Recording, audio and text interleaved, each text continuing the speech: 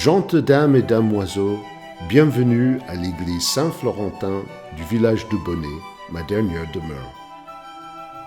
Cet édifice, situé à flanc de colline, se dresse à cet emplacement depuis bien des siècles. Sa construction a débuté au XIIIe siècle par l'abside, puis par le transept avec une travée de la nef au début du XIVe siècle, avant de s'achever à la fin de la moitié du XIVe siècle par les deux dernières travées de la nef et l'élévation de la tour-clocher à votre gauche. Cette dernière campagne a été associée à la volonté d'en faire un édifice fortifié pour se protéger des menaces du Moyen Âge. Un refuge pour les habitants du village a vu le jour dans les combles, tandis que des dispositifs défensifs tels que la réduction de la porte d'entrée ont été conçus. Gravissez ces quelques marches en pierre, s'il vous plaît. Je vous y retrouverai en haut avec plaisir. Excusez mon impolitesse, j'ai omis de me présenter. Je suis Saint-Florentin. J'ai vécu à Bonnet au 7e siècle. Par mon accent, vous aurez sans doute compris que je ne suis pas natif d'ici. Je suis le fils d'un roi d'Écosse. Néanmoins, j'ai fait le choix de refuser la couronne qui me revenait à l'époque et j'ai choisi de quitter mon pays. J'inspirais à autre chose. J'ai franchi alors la Manche sur une grande croix en bois. Puis j'ai marché pendant des semaines et des semaines avant de faire une halte ici pour me reposer un peu. Je n'en suis jamais reparti.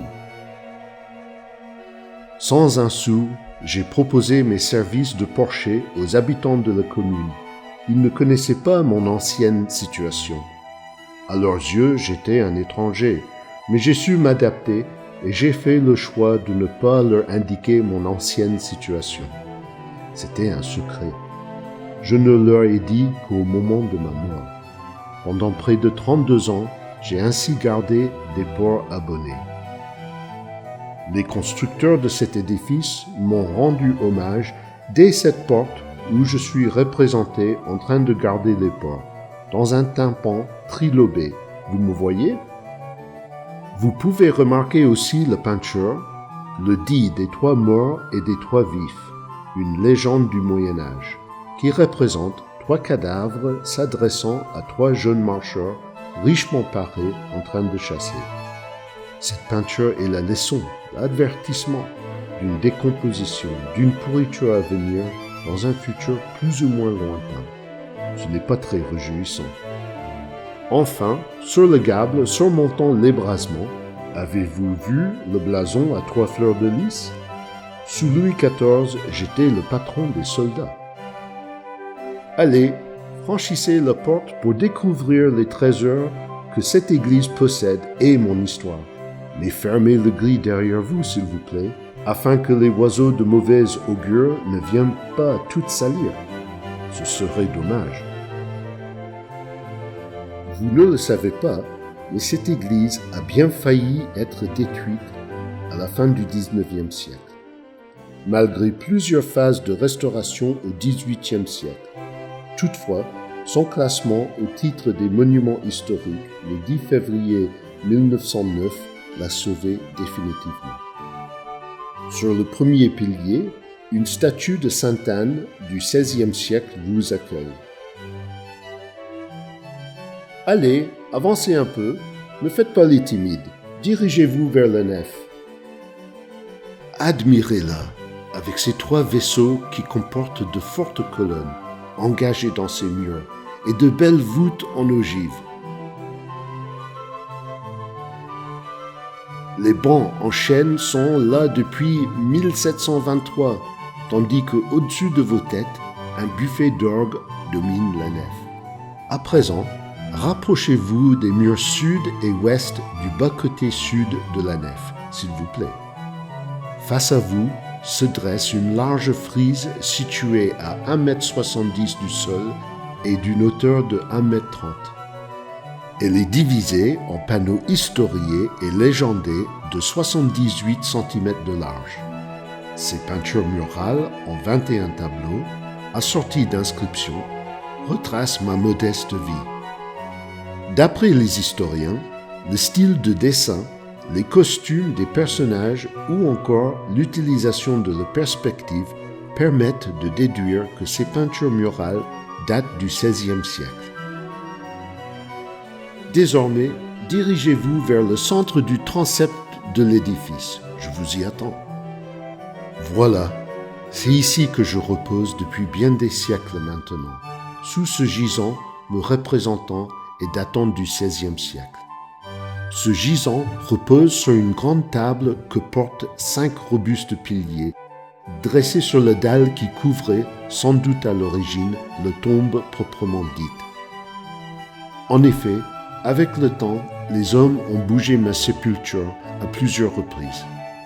Le gisant est revenu à cet emplacement en 1896.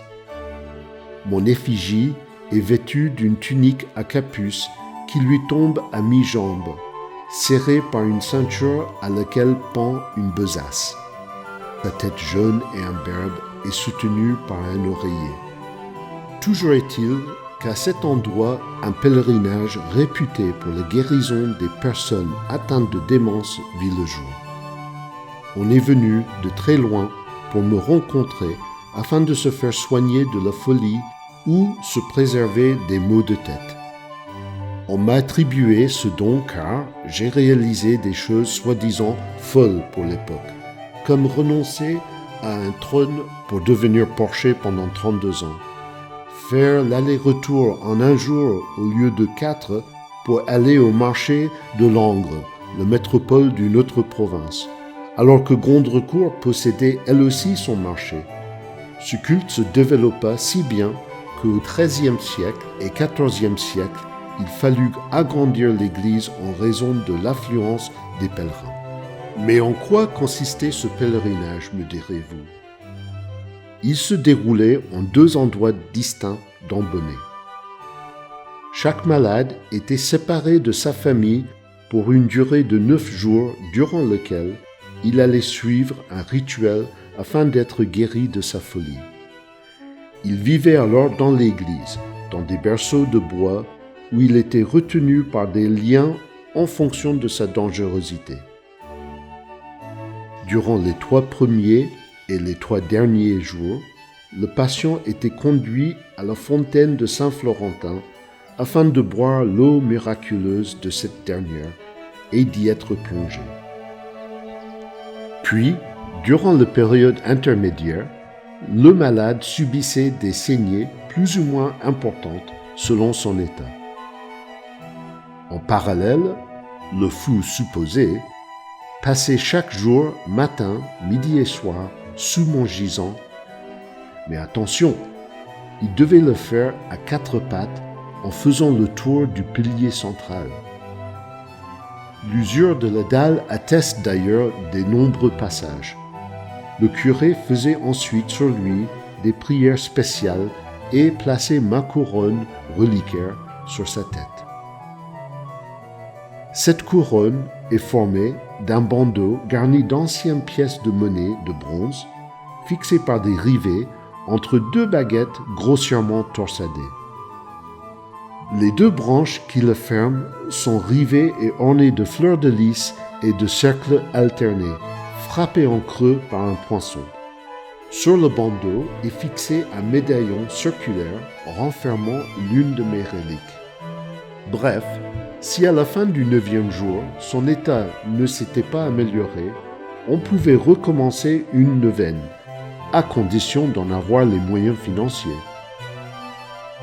Certains ne s'en sont cependant pas remis. Pour les plus pauvres, il suffisait de toucher mon tombeau et de coiffer le malade de la couronne de cuivre avant de l'asperger de l'eau, moyennant une offrande.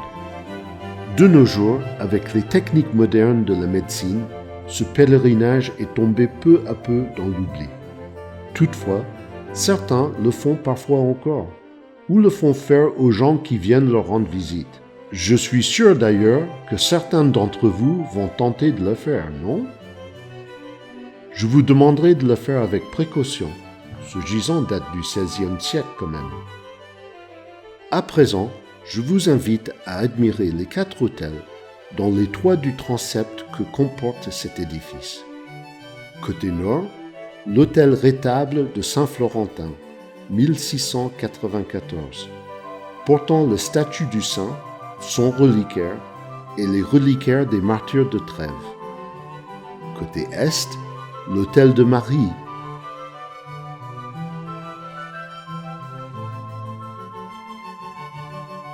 avec une statue de Vierge à l'Enfant en bois fin XVIe siècle, et l'autel de Sainte Salaberge du XIXe siècle.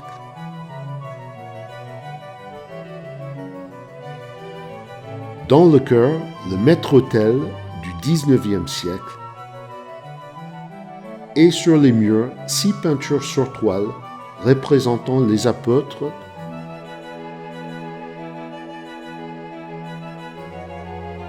Pierre,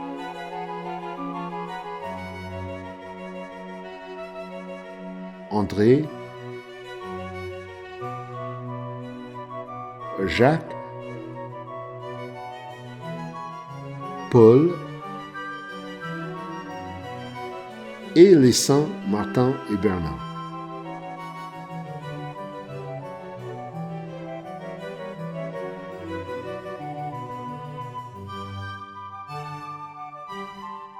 Au sud, l'ancienne chapelle, autrefois porche voûtée d'ogives ouverte sur 3 faces, conserve une scène en haut relief encastrée dans le mur. Ce retable polychrome du XVIe siècle comporte une rareté iconographique, l'apôtre Pierre brandissant une épée.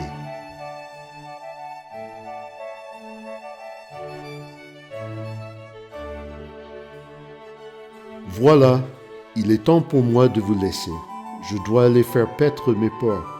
Vous connaissez la sortie. Si vous le souhaitez, je vous encourage à aller découvrir la fontaine. Il vous suffira de suivre ce plan.